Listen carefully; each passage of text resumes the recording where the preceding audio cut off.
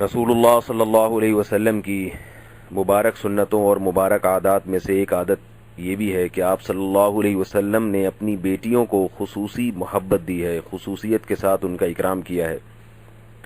بچوں پہ شفقت یہ تو ایک مستقل سنت تھی، لیکن اپنے اولادوں میں اپنی بیٹیوں کے ساتھ خصوصی محبت کا معاملہ کرنا یہ بھی نبی صلی اللہ علیہ وسلم کی ایک امتیازی شان تھی جس سے عرب لوگ مانوس نہیں تھے۔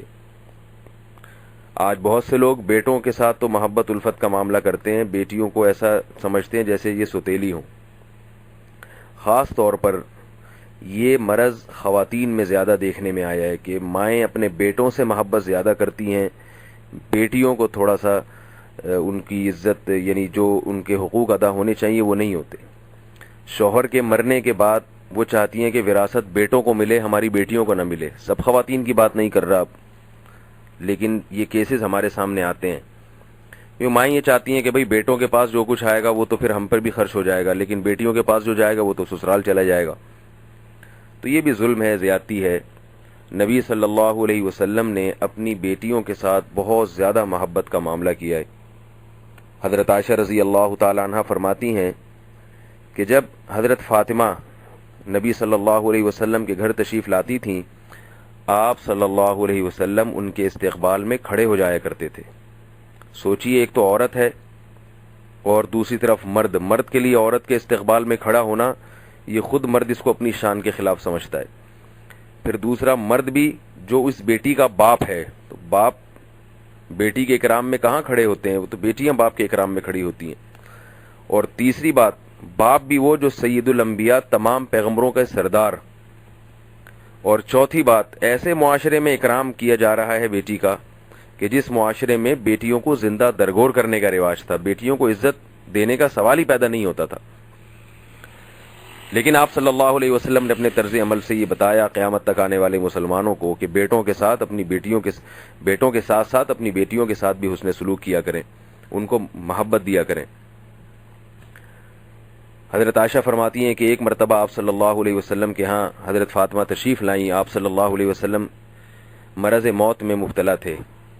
حضرت فاطمہ کو دیکھ کر اندازہ ہو گیا کہ آپ صلی اللہ علیہ وسلم دنیا سے رخصت ہونے والے ہیں، تو آپ صلی اللہ علیہ وسلم کو دیکھ کر رونے لگیں۔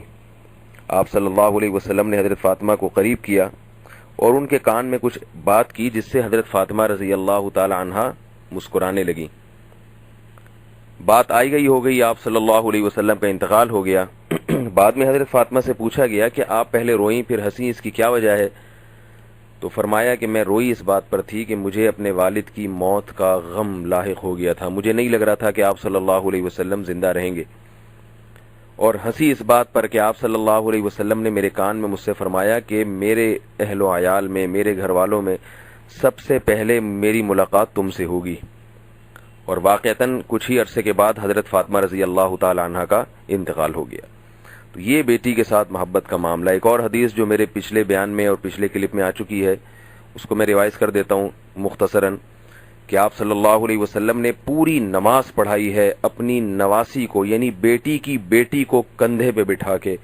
صحابہ کرام، بڑے بڑے صحابہ نے آپ کی اقتدا میں نماز پڑھی، اور آپ صلی اللہ علیہ وسلم نے اپنی بیٹی کی بیٹی، جس سے رشتہ ذرا دور کا ہو جاتا ہے، لیکن اس کو اتنی محبت دی، اتنی عزت دی، کندھے پہ بٹھا کے، شان مبارک پہ بٹھا کے پوری نماز پڑھائی ہے۔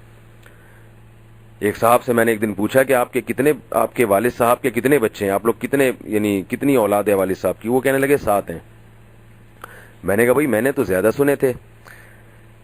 تو کہنے لگے ہاں بہنیں اس کے علاوہ ہیں، یعنی بیٹیاں بھی ہیں۔ تو میں نے کہا آپ نے ان کا کیوں نہیں ذکر کیا؟ تو کہتے ہیں ہم لوگ جو ہے نا صرف بیٹوں کو اولاد میں شامل کرتے ہیں، بیٹیاں چونکہ پرائی ہوتی ہیں، دوسرے گھر میں رخصت ہو کے جاتی ہیں، ان کو نہیں شامل کرتے۔ میں نے کہا واہ بھائی واہ۔ تو بیٹیوں کو اولاد کی، بعض لوگوں نے بیٹیوں کو اولاد کی فہرست سے ہی نکال دیا ہے۔ تو یہ ظلم بھی ہو رہا ہے بعض جگہوں پر، ان کو بھی اپنی اولاد میں شامل کرنا چاہیے۔ اسی وجہ سے بعض علماء کی رائے یہ ہے کہ شادی کے بعد بھی لڑکی کے ساتھ اس کے والد کا نام لگنا چاہیے، شوہر کا نہیں لگنا چاہیے، تاکہ یہ احساس رہے کہ اس کا نسب کس سے چل رہا ہے، باپ سے۔ نام جو آخر میں لگایا جاتا ہے وہ نسب شو کرنے کے لیے لگایا جاتا ہے۔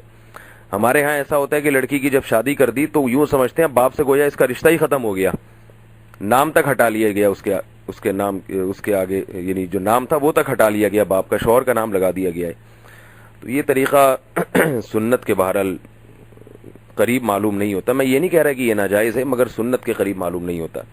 نسب چونکہ باپ ہی سے چلتا ہے، لہذا اس کا نام موت تک لڑکی کے ساتھ رہنا چاہیے، اور یہ بھی تاکہ شو رہے کہ بھئی ان کا رشتہ ابھی بھی قائم ہے، شادی کے بعد باپ بیٹی کا رشتہ ختم نہیں ہو جاتا. اللہ تعالیٰ سمجھنے کی، عمل کی توفیق عطا فرمائے. وما علینا الا البلاغ.